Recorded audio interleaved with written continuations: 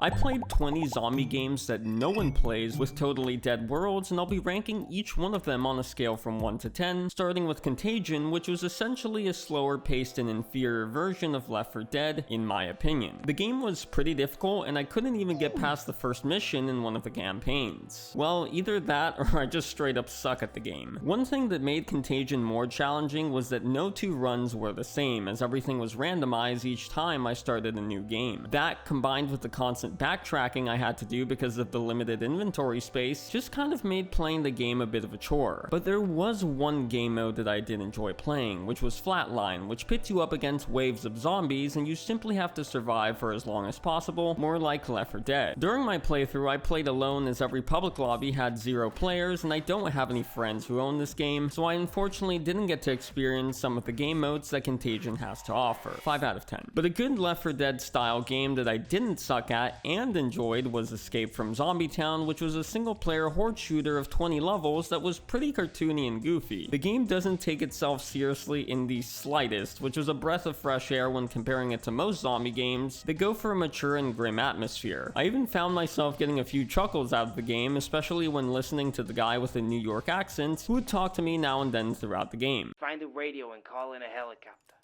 And once you've done that, maybe put on some music. I mean, I don't know if there are any radio stations. Zombie FM, maybe. Damn it.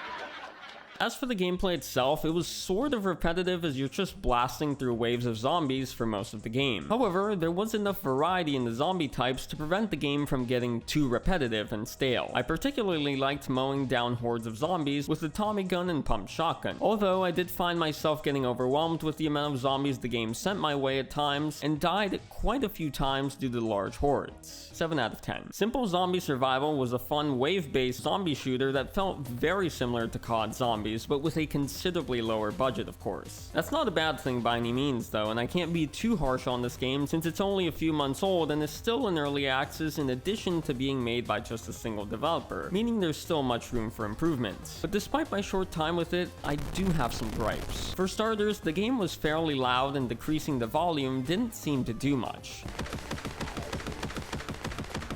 There wasn't a flashlight or any way to increase the brightness, which was a huge downside, especially when considering that most zombie games let you use a flashlight. It's almost like a staple of these kinds of games. I also wasn't a big fan of the PS1 style graphics, as they were sort of hard to look at for very long, at least for me. Maybe that's just because I'm not used to that art style, especially since I grew up in the 2000s with a PS2, the best console ever made by the way, but it kinda messed with my eyesight. However, putting aside those criticisms, this game is legitimately enjoyable and could be a pretty solid game if the dev continues to work on and improve it. 7.5 out of 10. Zombie Commander was a worse version of Plague Inc. Evolved with zombies. You essentially have to infect all of America with a horde of zombies that you keep growing as the game progresses. I nearly beat the game with only New York City standing before scientists created the vaccine, and I lost. That was on the easy difficulty, and I didn't bother trying other difficulties after that one game I played. I would have really liked to see a proper tutorial in the game, as I was a bit lost at first. I kid you not, I didn't even know how to move my horde of zombies until about 10 to 20 minutes into the game, when I finally discovered that all I had to do was right click anywhere on the map to get them moving. Just play Plague Inc. instead. 4.5 out of 10. Plants vs Zombies Garden Warfare was a fun Overwatch or TF2 style hero shooter. Anyone who's even remotely familiar with the PvZ franchise should know how this works. You got a team of plants and a team of zombies fighting against each other, except the Garden Warfare games handle things a bit differently than the typical PvZ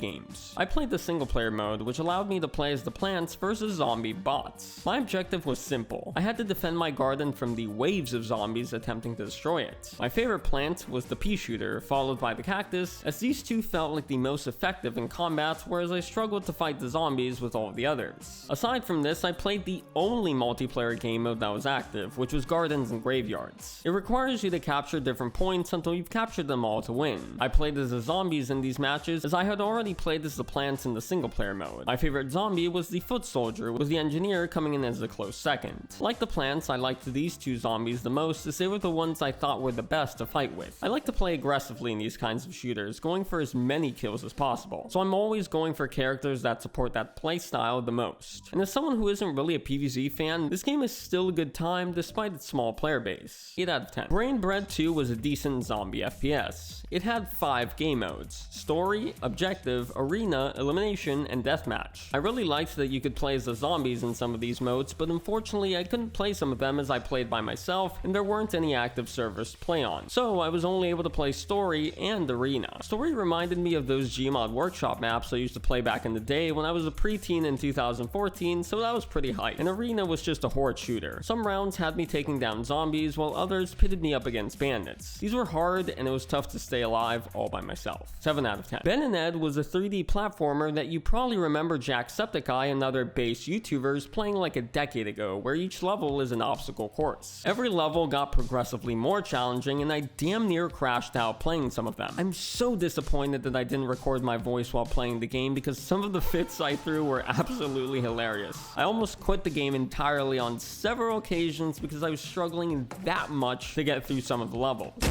I didn't even bother with the bonus levels that the game offers and instead chose to skip them all to avoid having my blood pressure skyrocket from the intense molding. But despite how rage-inducing this game was at times, there was one thing that stood out to me about it a lot: the dismemberment. Since you play as Ed, a literal zombie running through an obstacle course full of sharp and deadly objects, you can get your limbs cut off. But as long as Ed's head is intact, you can stay alive and even reattach his head to his body if it's still on the course. You could also technically try to beat one of the levels with just Ed's head, but I wouldn't recommend it unless you're looking to cope and seethe at the same time. Oh, and this game's ending is gruesome, to say the least. 8 out of 10. Zombie Death Quota was a fun yet incredibly short zombie FPS with only 13 levels. I managed to beat it in under an hour, and what's interesting is that this game is actually an old indie Xbox 360 game that was ported to PC. You just have to kill a specific number of zombies per level to meet the zombie death quota and collect a certain number of containers to progress to the next level. The selection of weapons to use against the zombies was fairly limited, but still fun to use, and the game's voxel art style reminded me a lot of Minecraft. 7.5 out of 10. Zom Nom was a fun side-scroller with light puzzle and platforming elements. The game was extremely short and only took me less than half an hour to complete. I found the game's ragdoll physics to be quite funny, and I enjoyed using my ranged Hawk 2 attack, my spitballs, more than the regular melee attack, as I felt they were better and stronger. I also got hit with a wave of nostalgia when I realized that most of the game's soundtrack was just music made by Kevin MacLeod. The developer included all of his classics here, and Trump is the game's one and only boss battle. 8.5 out of 10. Absolute peak. Santa's Monster Shootout was a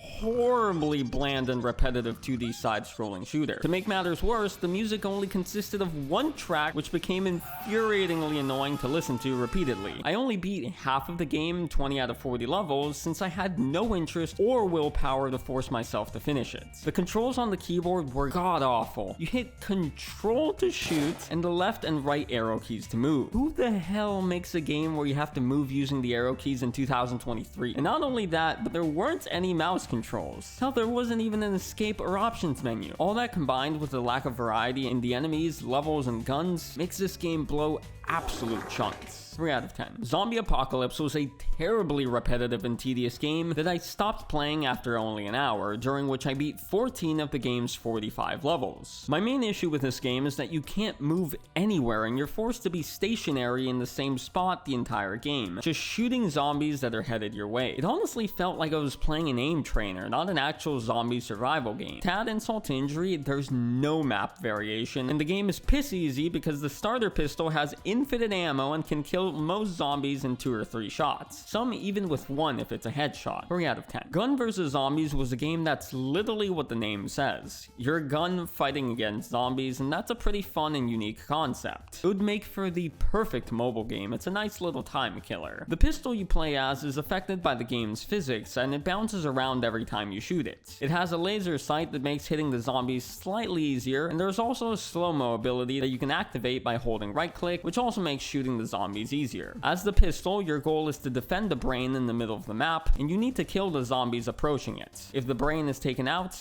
you lose, and each kill gives you an additional bullet or 2. And if you run out of bullets, you also lose. Sadly, I didn't make it very far as I found the game challenging, and the person with the most kills on the leaderboard had over 50,000. So there's no way in hell I'm beating that high score without losing my sanity in the process. 6 out of 10. Burger Zombies was a fun and fairly well-made top-down shooter where you play as a burger delivery man who has to fulfill orders during the zombie apocalypse. God, Americans can't stop eating greasy burgers even during a goddamn zombie apocalypse. Jesus Christ. But America's problem with fast food aside, the game's poorly optimized, and the frame rate dipped heavily when there were too many zombies on screen at once. Other things that I didn't like about this game were the poor driving controls, how quickly the cars broke down, and that you couldn't kill zombies by running them over, plus the doo-doo camera. However, the guns were all fun to use and there was a good variety of them, although you couldn't switch through them and could only use one at once, meaning if I had a shotgun equipped and then picked up a rifle, I would have to drop the shotgun. But my favorite part was how buttery smooth the movement felt when the game wasn't lagging, of course. It was easily what I most liked about Burger Zombies. I also feel that this game would have been even better if it had a multiplayer mode, as it feels very well suited for co-op gameplay. 7.5 out of 10. Zomcat's Invasion was a fun top-down shooter where you play as a cat killing zombie cats. Each kill earns you money to purchase more ammo and better guns. You can also open doors around the map with the cash. Playing alone was hard and I didn't make it very far on any of the maps, despite being on the easiest difficulty, so either my Glock was way too weak or the zombie cats were way too strong. The boss fights were also tanky and quite challenging to battle. Apart from the gameplay, the game's art style and soundtrack were peak. 7 out of 10. Z Patrol was a decent top-down zombie shooter. It was a bit hard though, and on my best run, I only beat 2 of the level's 4 bosses. Although, like every other game in this video, I played alone, so maybe it would have been considerably easier in co-op. Another thing that made the game even harder was how dark it was. Even the flashlight didn't help me see very well. It also felt like the enemies did way too much damage, as my health would drop quickly. 6 out of 10. Zombie Blocks 2 Open Alpha was a game I wasn't a big fan of, and that might be a hot take, given that the game has thousands of very positive reviews. I honestly just didn't like it because I couldn't even make it past the second wave in the tutorial, since I kept dying and had to constantly run around looking for weapons or ammo. That might be a skill issue though. I'm not exactly known to be good at most video games I play. Just ask any of my friends and they'll tell you just how bad I am. Hey man, you wanna play a game? Yeah, what game you thinking? I'm thinking like maybe Minecraft or CS, something like that. Wait, hold up. Is this Ardo? Fuck no. You're shit at everything we fucking play. No, fuck. Oh. Okay. But in my defense, there would be way too many zombies attacking me at once, which made it impossible to fight back, and it was only harder during the nights, as there's no flashlight mechanic in the game. Although, maybe playing alone is what made this game so difficult for me, since I did see some other players complaining about how imbalanced the game feels in the solo mode. 5 out of 10. Zombie Defense was a decent and challenging RTS/tower defense style zombie shooter that reminded me of the XCOM and Bloons tower defense games, neither of which I'm very good at, so I wasn't very good at this one either. I only clocked in a little under half an hour on it before I stopped playing because strategy games are my kryptonite. 6 out of 10. Yet another Zombie Defense was a top-down arcade shooter with tower defense elements. However, unlike the previous game, this one makes you build a base and purchase weapons during the day and fight waves of zombies at night, with each wave becoming progressively harder. And since I'm not particularly good at building bases, I didn't last very long most nights. Don't take that out of context, that sounds really bad. There was also a deathmatch and an endless horde mode, but I couldn't play deathmatch since I didn't have anyone to play with. 6.5 out of 10. Walking Zombie 2 was a fun zombie FPS with RPG elements. I was pleasantly surprised with how good the game was, especially considering it's a mobile port. However, the gameplay loop was quite repetitive, and it seemed like the game was going to be long, so I gave up playing it after an hour, given its repetitive nature. It was essentially go here, kill some zombies, collect some items, kill more zombies, and then go back to base for most quests. Had it not been as repetitive, I probably would have sunk more time into it. 7 out of 10. And our final game is SAS, or SAS, I'm not sure. Zombie Assault 4 was a fun top-down zombie shooter made by Ninja Kiwi, the developers of the Bloons tower defense games, so it's no surprise that this is a good game, and it also happens to be a mobile port. I played single player and multiplayer with randoms. Single player allows you to play through the 8 campaign missions, but I only played through 4 of them. Multiplayer quick matches feature the same set of missions, and it was paired up with some competent players, so it was enjoyable to play, although I did prefer playing alone. 7 out of 10. And those were 20 dead and abandoned zombie Steam games. I'll be honest, I expected to hate most of these, yet I'm wrapping up this video caught off guard by how many I actually ended up enjoying. I particularly liked Ben and Ed and Plants vs. Zombies Garden Warfare, and would recommend playing those the most. Hey, Editor Ardow here. Somehow I literally forgot to mention Zom Nom, the game I gave the highest rating to in this video, which is crazy. crazy. Definitely play that one though. You won't regret it, and it won't take up much of your time. All in all, it was an interesting experience to play the obscure zombie games, and you might find it interesting to see me play some of the most nostalgic cartoon video games from my childhood. Thanks for watching.